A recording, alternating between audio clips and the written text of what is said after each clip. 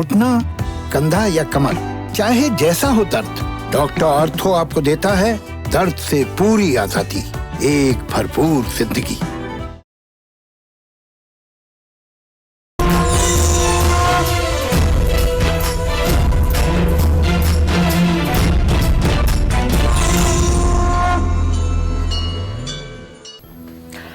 नमस्कार, आप देख रहे हैं कालचक्र। मैं हूं विपनेश माथुर और मेरे साथ हैं प्रश्न कुंडली विशेषज्ञ पंडित सुरेश पांडे जी। पंडित जी, आपका बहुत बहुत स्वागत है कालचक्र में। आपकी कुंडली के अस्त ग्रह कैसे आपके भाग्य को भी कर सकते हैं अस्त, जानने के लिए देखिए कालचक्र।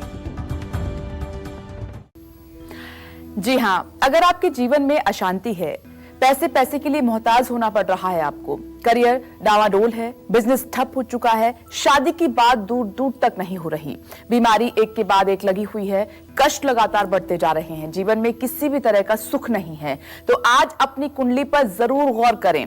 कहीं आपकी कुंडली में एक या इससे ज्यादा ग्रह अस्त तो नहीं है, क्योंकि बड़े से बड़े ग्रह का अस्त होना आपकी जिंदगी तबाह कर सकता है और आपका सुख चैन छीन सकता है। ऐसे में पंडित सुरेश पांडे जी से जानिए अस्त ग्रह के बुरे प्रभावों को दूर करने के अचूक और असरदार उपाय। तो चलिए आज की अपनी खास चर्चा की शुरुआत करते हैं और सबसे पहले पंडित जी से जानते हैं कि ग्रहों का अस्त होना क्या होता है, वो भी ज्योतिष के अनुसार।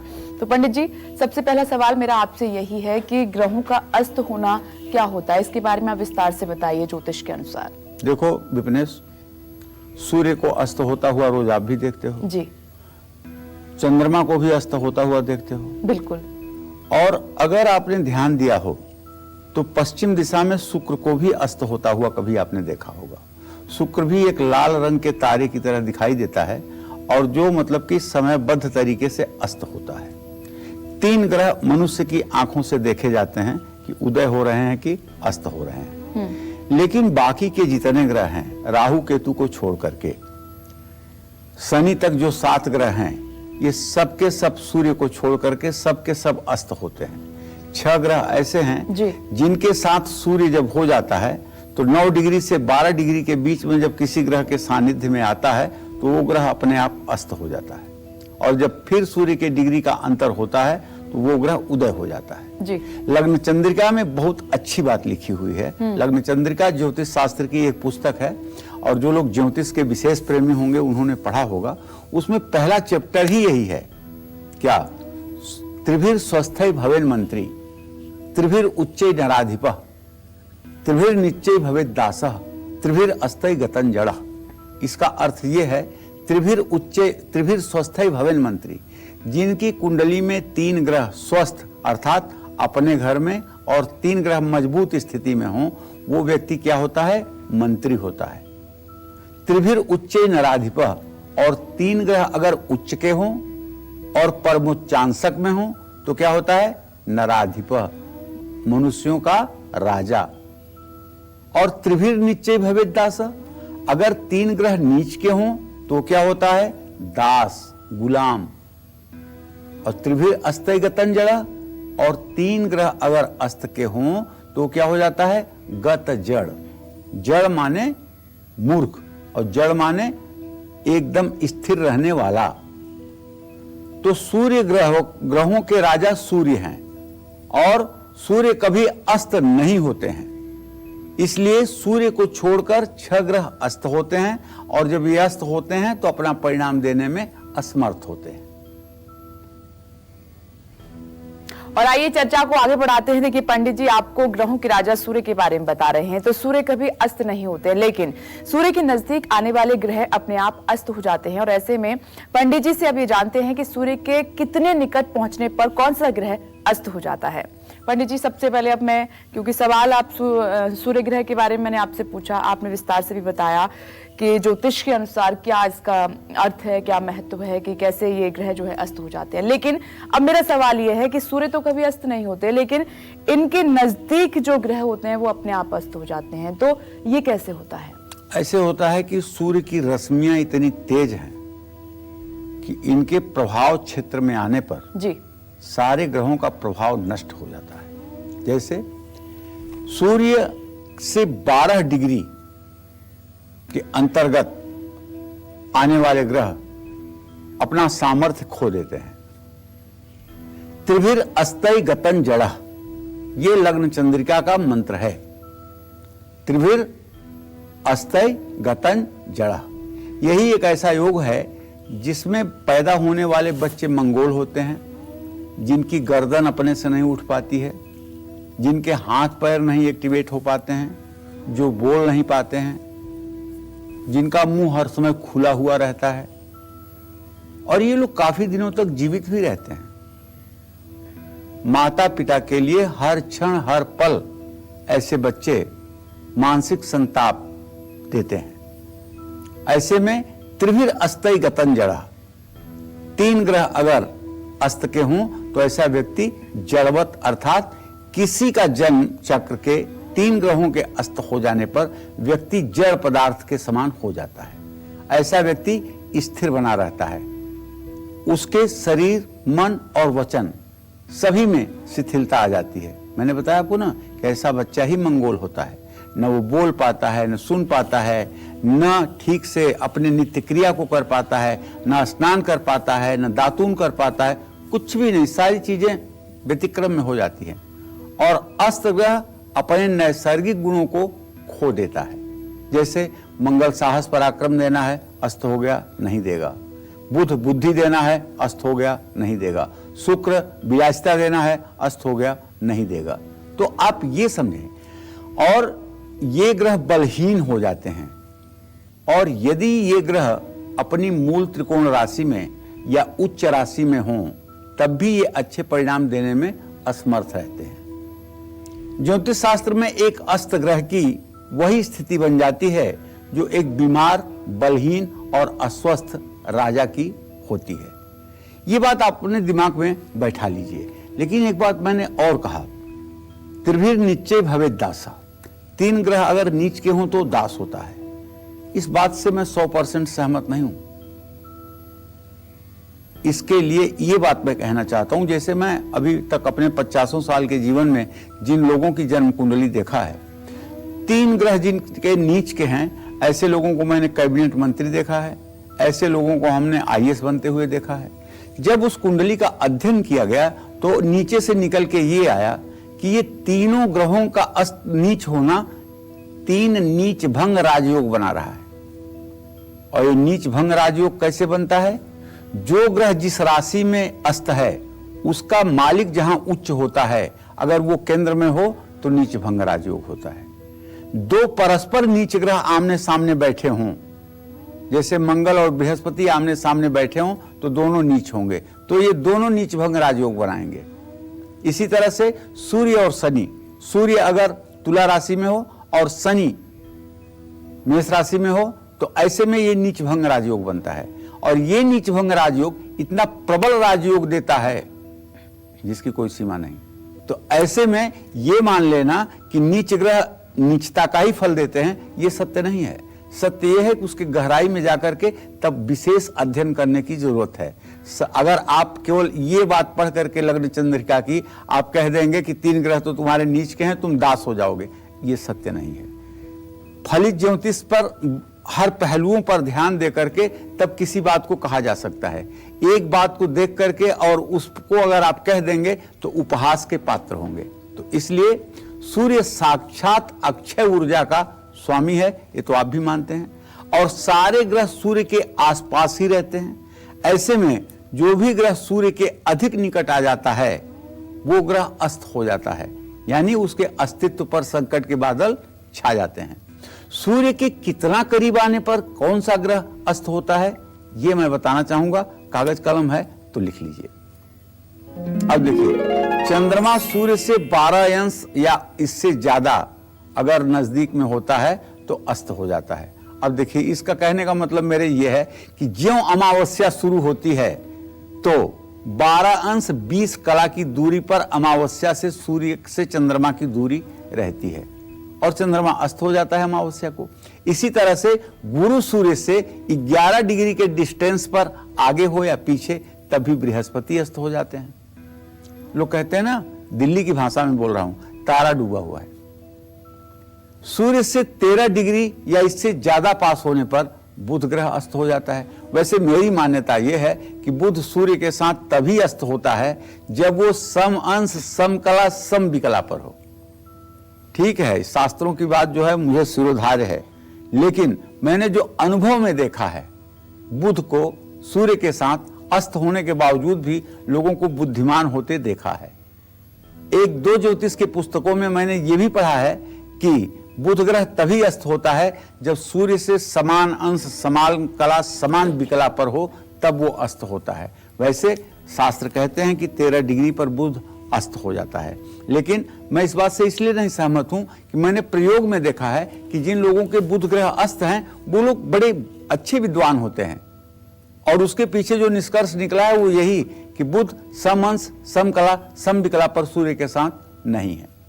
बुध वक्री है तो वो सूर्य से 11 अंश के आसपास आने पर अस्त हो जाता है।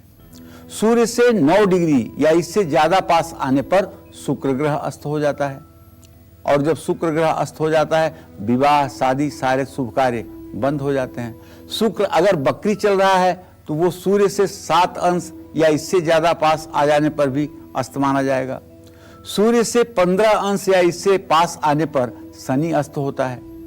सूर्य से 7 डिग्री या इससे ज्यादा पास आने पर मंगल अस्त होता है। राहु केतु छायाग्रह होने के कारण कभी भी अस्त नहीं होते हैं। यद्यद भाव गते राहु केतुश्च जनने निराम यद्यद भावे संयुक्तम तत्फलम प्रतिषेधलम। कहने का मतलब यह है कि राहु और केतु का अपना कोई अस्तित्व नहीं है, ये जिस ग्रह के स्थान में रहते हैं उसी के अनुसार फल देते हैं, इसलिए इनके अस्त होने का कोई प्रश्न ही नहीं उठता है। तो ग्रहों के राजा सूर्य ग्रह के बारे में पंडित जी ने आपको विस्तार से बताया, और सब जानते हैं कि अगर आपके ग्रह कमजोर हैं तो तमाम मुश्किलों का सामना आपको जीवन में करना पड़ता है। इसीलिए आज पंडित जी आपको उपाय बता रहे हैं कि अगर आपके ग्रह कमजोर हैं तो उस वक्त आप क्या उपाय कर सकते हैं। तो सूर्य के बाद बात करते हैं अब चंद्रमा की। चंद्रमा अगर कुंडली में अस्त हो तो व्यक्ति को कौन कौन सी मुश्किलों का सामना करना पड़ सकता है, साथ ही कुंडली में बैठे अस्त चंद्रमा के अशुभ प्रभावों को दूर करने के लिए कौन से उपाय करने चाहिए, आइए पंडित जी से जान लेते हैं। पंडित जी, आपने सूर्य ग्रह के बारे में बताया, अब मैं चाहूंगी कि चंद्रमा ग्रह के बारे में आप बताएं। देखिए, जब किसी व्यक्ति की कुंडली में चंद्रमा अस्त हो तो उसके जीवन में अशांति बनी रहती है। देखो, चंद्रमा मन का कारक ग्रह है, चंद्रमा माता का कारक ग्रह है, तो मां से ऐसे लोगों के रिश्ते अच्छे नहीं होते हैं जिनका चंद्रमा अस्त होता है।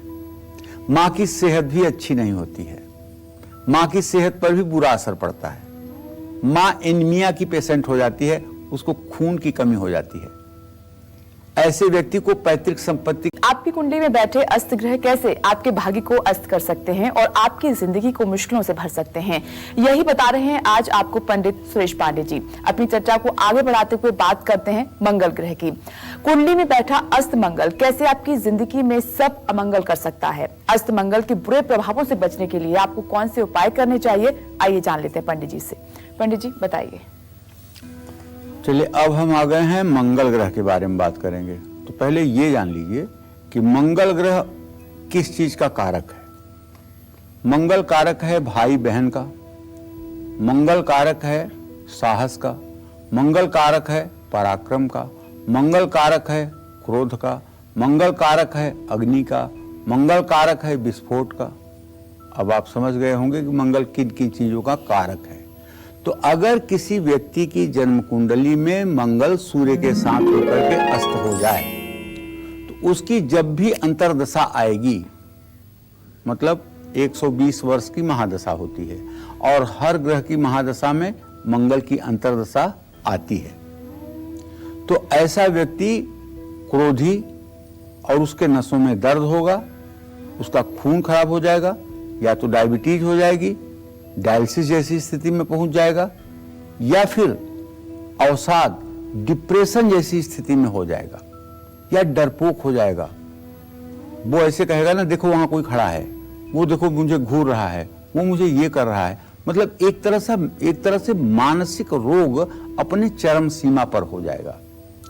अस्त मंगल पर अगर राहु केतु का प्रभाव होगा तो व्यक्ति दुर्घटना, मुकदमा या किसी लंबी बीमारी का भी शिकार हो सकता है। और ये मंगल राहु के कंपैक्ट में ज्यादा होता है।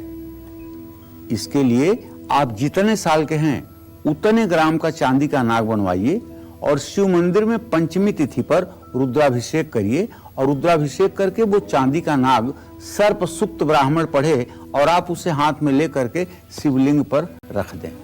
मेरा विश्वास है कि अगर ये उपाय आप कर लेंगे तो दुर्घटना से आपका बाल बांका भी नहीं होगा। मंगल अगर आपकी कुंडली के छठे भाव में और पापग्रह के प्रभाव में है तो ऐसा व्यक्ति अस्वस्थ रहेगा, उसका डायबिटीज की संभावना बढ़ जाएगी। वैसे तो शुक्र शनि का संयोग नहीं बनेगा तो कैंसर नहीं होगा, लेकिन अगर शुक्र शनि का भी संयोग बन जाए तो कैंसर भी देता है मंगल, और चोटग्रस्त व्यक्ति हो जाता है। इस प्रकार अगर मृत्यु भाव के स्वामी के साथ और या मृत्यु भाव के ग्रह के प्रभाव में मंगल हो जाए तो ऐसे व्यक्ति की आकाशीय बिजली गिरने से या ये जो बिजली अपनी इलेक्ट्रिक है इससे या फिर विस्फोट से क्षति होती है। और ऐसा व्यक्ति घोटालेबाज भी होता है, भ्रष्टाचार में भी लिप्त होता है।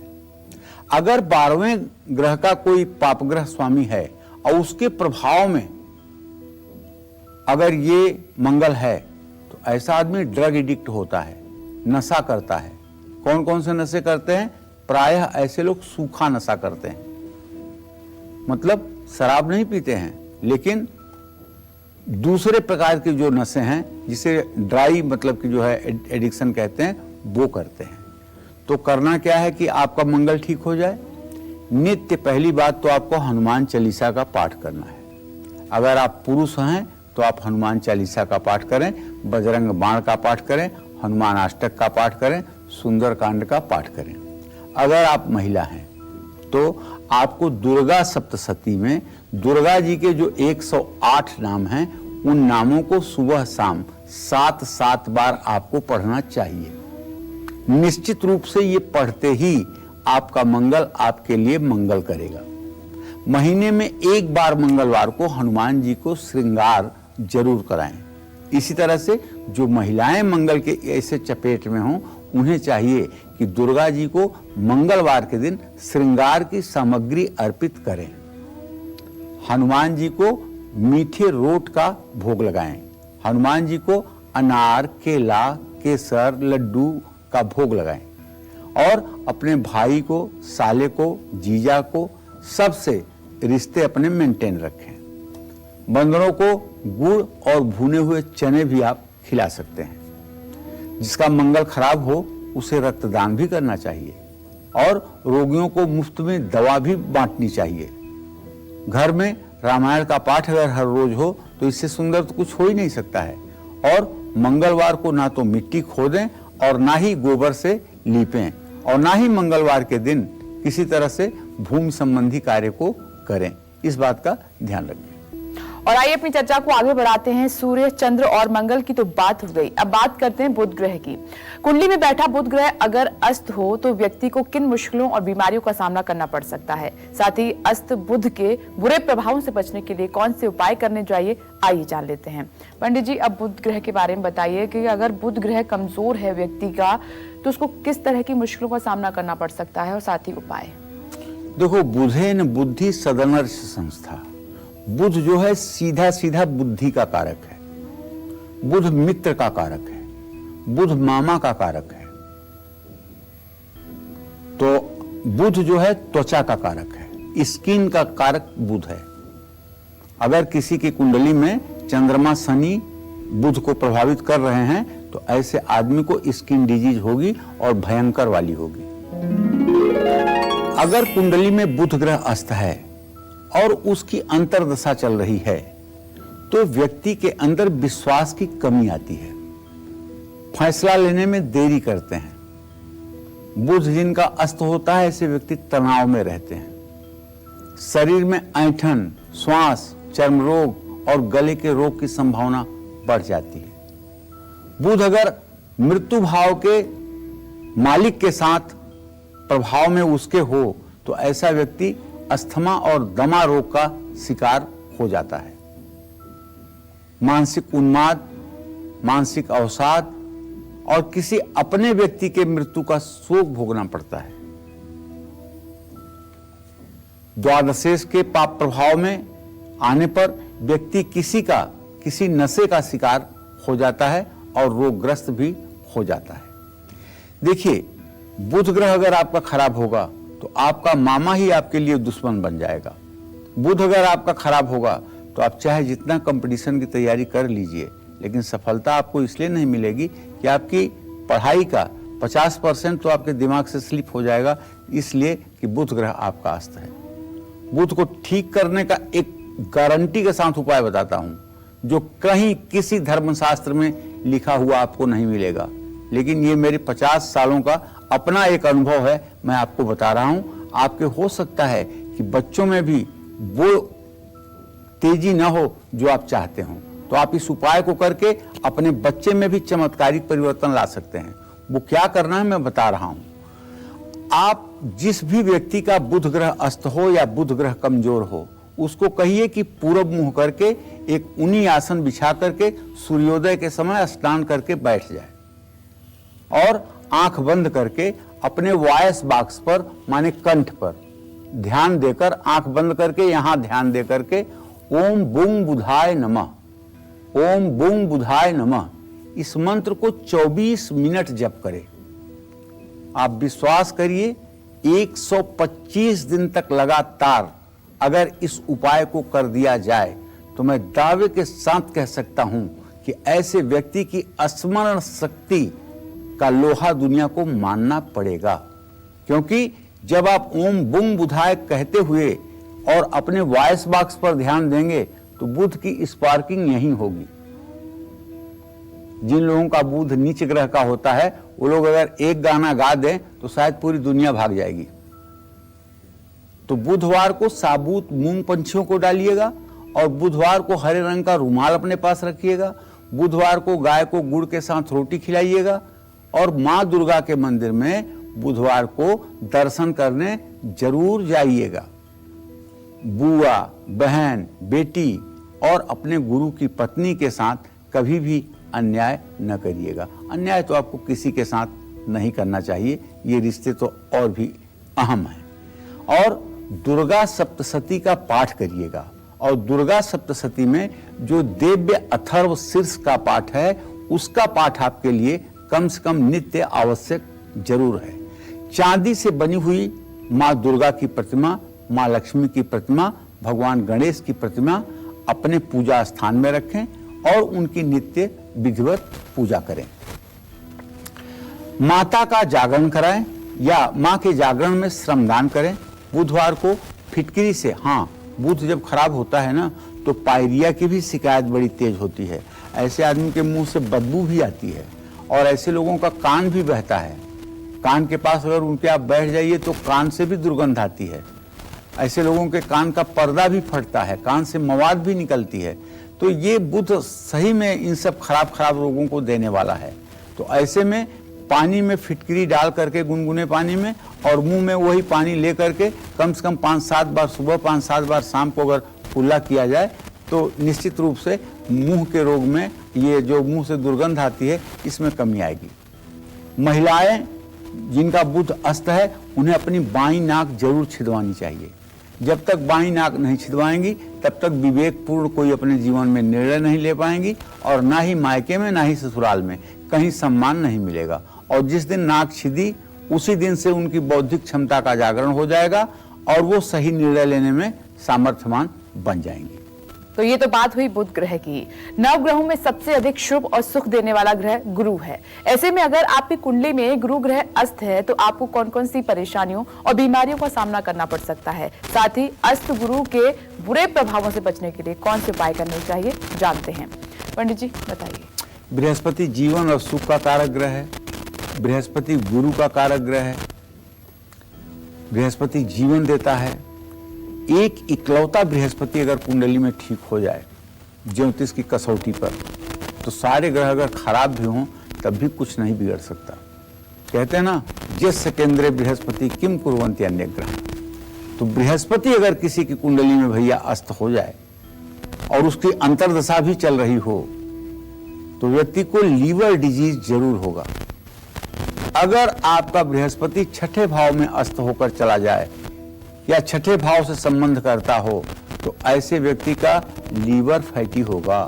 और अगर पापक ग्रहों के साथ हो तब तो लीवर की बहुत भयंकर प्रॉब्लम होगी, लीवर ट्रांसप्लांट तक की स्थिति आएगी, बार बार बुखार बना रहेगा, थूक बनना बंद हो जाएगा।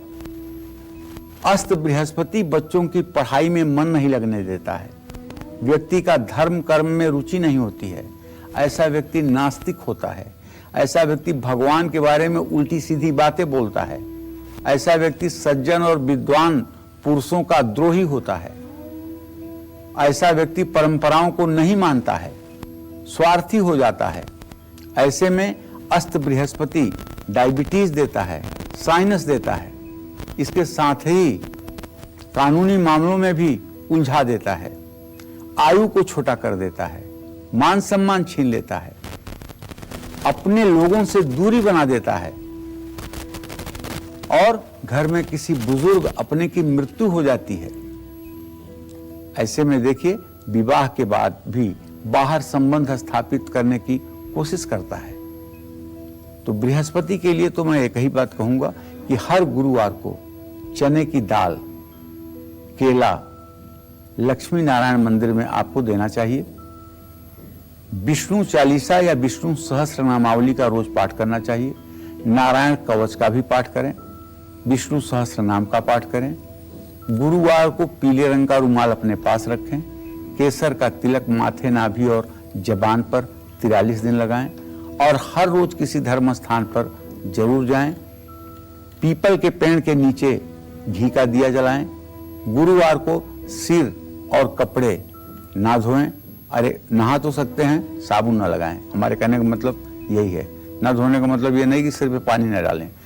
गुरुवार के दिन स्त्री हो या पुरुष, सबसे कहना चाहूंगा किसी प्रकार का साबुन या शैम्पू नहीं लगाना चाहिए। ये बात भी ध्यान देने योग्य है। और गुरुवार के दिन कपड़ा धोने के लिए भी नहीं देना चाहिए। धार्मिक स्थान की यात्रा करें और कोशिश करें कि झूठ न बोलें। ज्ञान बांट सकते हैं तो अच्छी बात है, लेकिन ऐसा संभव नहीं है।